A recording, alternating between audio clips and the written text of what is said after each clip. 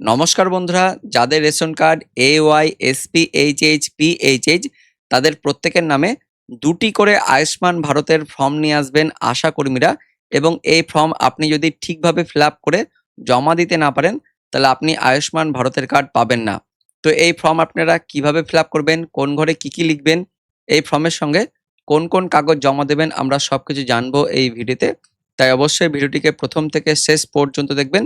এবং কোন জেলা থেকে দেখছেন অবশ্যই জেলার নামটি কমেন্টে জানিয়ে দিবেন। পাশাপাশি আপনার কোন ক্যাটাগরির রেশন কার্ড রয়েছে, SP, HH, PHH নাকি AY, ভিডিওর কমেন্টে জানিয়ে দিবেন। পাশাপাশি RKSY 1 নম্বর এবং RKSY 2 নম্বর রেশন কার্ড থাকলেও কমেন্টে জানিয়ে দিবেন।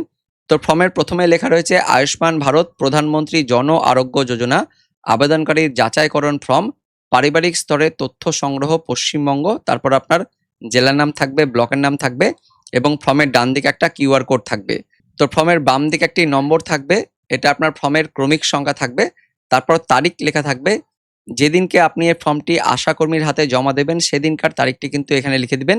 ইংরেজিতে লিখবেন, প্রথমে দিন থাকবে, তারপর মাস থাকবে, তারপর বছর থাকবে, লেখা রয়েছে দিন মাস বছর, এইভাবে আপনাকে লিখতে হবে। তো ফর্মের বেশিরভাগ স্থানে কিন্তু লেখা থাকবে, আবার বেশ কিছু স্থান ফাঁকা রয়েছে, সেই ফাঁকা জায়গাগুলোকে আপনাকে কিন্তু ঠিকভাবে ফিল আপ করতে হবে। তো প্রথমে দেখতে পাচ্ছেন এদিকে আবেদনকারীর তথ্য, আধার নম্বর, অর্থাৎ এই ফর্মটি যার তার আধার নম্বরের শেষ 4টি সংখ্যা কিন্তু এখানে লেখা রয়েছে। তারপর আবেদনকারীর নামটা ইংরেজিতে লেখা রয়েছে এবং তারপর রেশন কার্ডের নম্বরটা এখানে লেখা রয়েছে। তো আপনারা কিন্তু অবশ্যই ঠিকভাবে মিলিয়ে নেবেন। এই রেশন কার্ড নম্বরটি যার তার নামের সাথে এই নামটি মিলছে কিনা সেটা কিন্তু অবশ্যই ঠিকভাবে মিলিয়ে নেবেন এবং আধার কার্ডের নম্বরটিও মিলছে কিনা সেটা কিন্তু দেখে নেবেন। তারপর দেখতে পাচ্ছেন রেশন কার্ডের বিভাগ, এটা কিন্তু আগে থেকে ফিল আপ করা থাকবে। এই রেশন কার্ডটি যার তার ক্যাটাগরি কি রয়েছে, SP, HH, PHH নাকি AAY, সেই ক্যাটাগরিতে কিন্তু আগে থেকে টিক থাকবে। যদি ভুলভাবে টিক থাকে তাহলে কিন্তু আপনার যেটা হবে আপনার রেশন কার্ডের অনুযায়ী যেটা রয়েছে সেই যে ঘরটাতে আপনাকে কিন্তু টিক দিতে হবে। তারপর আধার সংযুক্ত মোবাইল নম্বর, এই যে আবেদনকারীর আধার নম্বর রেশন কার্ড এর সঙ্গে যে লিঙ্ক মোবাইল নম্বর রয়েছে সেই মোবাইল নম্বরটা কিন্তু এখানে আগে থেকে লেখা থাকবে। যদি ভুল নম্বর লেখা থাকে তাহলে এটা কেটে দিয়ে পাশে ঠিক মোবাইল নম্বরটি লিখে দেবেন। আর ঠিক মোবাইল নম্বর থাকলে কিছু করার দরকার নেই। তারপর লিঙ্গ রয়েছে, এই ফর্মটি যার তিনি পুরুষ থাকলে পুরুষের ঘরে এবং মহিলা থাকলে মহিলার ঘরে টিক দিয়ে থাকবে এবং আবেদনকারীর জন্ম তারিখটাও এখানে লেখা থাকবে।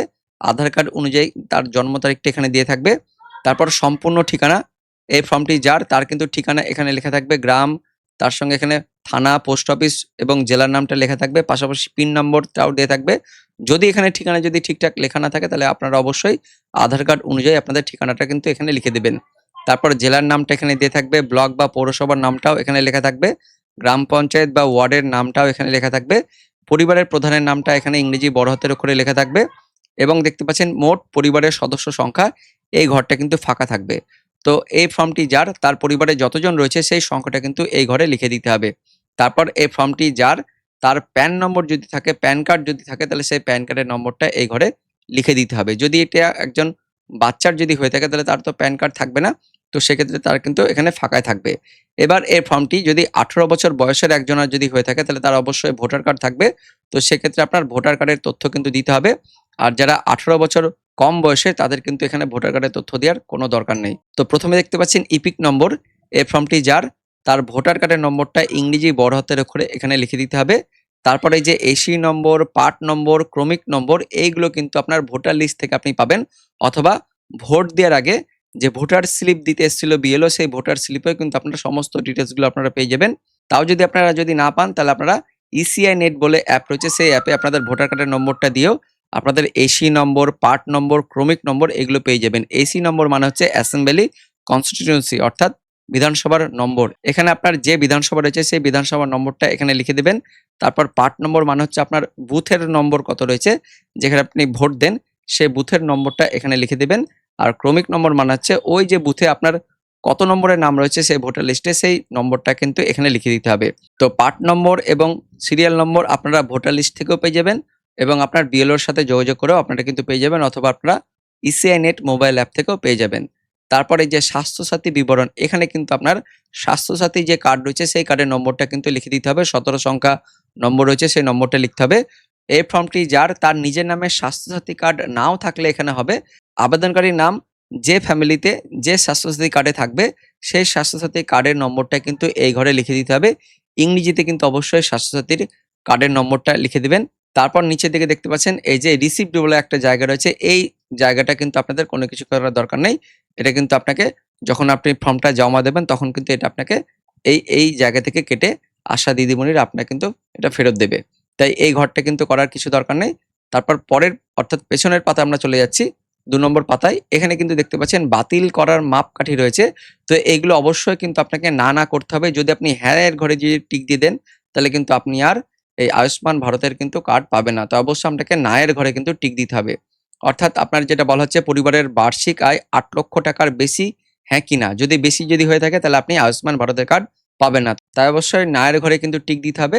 তারপর পরিবারের কোনো সদস্য আয়কর অর্থাৎ ইনকাম ট্যাক্স দেন কিনা সেটা কিন্তু এখানে লিখতে হবে। অবশ্যই না এর ঘরে টিক দিতে হবে। তারপর এসআইআর এ অর্থাৎ নির্বাচনের সময় এএসডিডি অর্থাৎ মৃত, স্থানান্তরিত, ডুপ্লিকেট এই ভোটার লিস্টে আপনার নাম পাওয়া গেছে কিনা সেটা জানাতে হবে। তো অবশ্যই না এর ঘরে কিন্তু টিক দিতে হবে। তারপর দেখতে পাচ্ছেন এসআইআর এ অ্যাপিল ট্রাইব্যুনালে আবেদন বিচারাধীন রয়েছে কিনা। তো আপনার যদি এখনো ট্রাইব্যুনালে আবেদন যদি বিচারাধীন হয়ে থাকে তাহলে অবশ্যই হ্যাঁ এর ঘরে টিক দিতে হবে। আর যদি আপনার বিচারাধীন যদি না থাকে তাহলে অবশ্যই না এর ঘরে টিক দিবেন। তারপর সিএতে আবেদন মুলতবি রয়েছে কিনা সেটা জানাতে হবে, না এর ঘরে টিক দিবেন। তারপর অন্নপূর্ণা যোজনার উপভোক্তা তালিকা থেকে নাম বাদ দেওয়া হয়েছে কিনা সেটাও কিন্তু অবশ্যই না এর ঘরে টিক দিবেন। ব্যক্তি জীবিত নন বা স্থায়ীভাবে স্থানান্তরিত হয়েছেন কিনা এই ঘরটাতেও না এর ঘরে টিক দিতে হবে। এখানকার যত ঘর রয়েছে সমস্ত ঘরে কিন্তু না এর ঘরে টিক দিলেই তবেই কিন্তু আপনি আয়ুষ্মান ভারতের কার্ড পাবেন এবং আপনি এখানে যোগ্য বলে বিবেচিত হবেন। তারপর আবেদনকারীর সম্মতি এই ঘরটাতে কিন্তু অবশ্যই টিক দিয়ে দিতে হবে। আর এই ফর্মটি যে আবেদনকারী বা যার তার কিন্তু এখানে সই করতে হবে। আর সই যদি না জানে তাহলে বাম হাতের বুড়ো আঙুলে টিপছাপ কিন্তু দিতে হবে। আর যদি বাচ্চা যদি হয়ে থাকে তাহলে সেক্ষেত্রে তার গার্জেন যিনি রয়েছেন বাবা বা মা সে কিন্তু এখানে সই করবে। তারপর দেখতে পাচ্ছেন এই যে নিচের দিকে ফ্রন্ট লাইন কর্মী এফএলডব্লিউ এই ঘরগুলো কিন্তু আপনাদের কিছু করার দরকার নেই, এগুলো অফিস থেকে আপনাদের এগুলো ফিল আপ করা হবে। তো এই ঘরগুলো কিন্তু সম্পূর্ণই ফাঁকা রাখবেন। এবার এই ফর্মের সঙ্গে আপনাদের কোন কোন কাগজ দিতে হবে। তো এই ফর্মের সঙ্গে প্রথমে দেখতে পাচ্ছেন আবেদনকারী আধার কার্ডের নম্বর এখানে ছিল, সুতরাং অবশ্যই আধার কার্ডের জেরক্স এই ফর্মের সঙ্গে দিতে হবে। তারপর রেশন কার্ডের নম্বরটাও এখানে ছিল, তাই রেশন কার্ডের জেরক্সও লাগবে।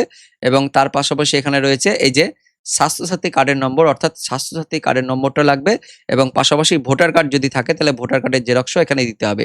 তো 4টি কাগজ কিন্তু লাগবে, Aadhaar card, ration card, voter card যদি থাকে ভোটার কার্ড এবং তার সঙ্গে আপনাদের স্বাস্থ্যসাথী কার্ডের জেরক্স। আর প্রত্যেকটি জেরক্সে কিন্তু আবেদনকারী যিনি থাকবেন তার সই অথবা টিপছাপ মানে বাম হাতের বুড়ো আঙুলের টিপছাপের দিতে হবে। তো এইভাবে আপনাদের এই আয়ুষ্মানের ফর্মটি ফিল আপ করার পর আপনাদের কাগজগুলো অ্যাটাচ করে আশাকর্মীর কাছে জমা দিয়ে দিতে হবে। তো বন্ধুরা এই ছিল আয়ুষ্মান ভারতের যাদের AY, SP, HH, PHH category ration card তাদের ফর্ম কিভাবে ফিল আপ করতে হবে এবং কোন কোন কাগজ লাগবে। তো ভিডিওটি ইনফরমেটিভ হয়ে থাকলে বা ভালো লেগে থাকলে লাইক করবেন, অনেক অনেক করে শেয়ার করে দিবেন যাতে প্রত্যেকে আপডেটটি জানতে পারে। দেখা হচ্ছে পরবর্তী আপডেট নিয়ে, ততক্ষণের জন্য ধন্যবাদ।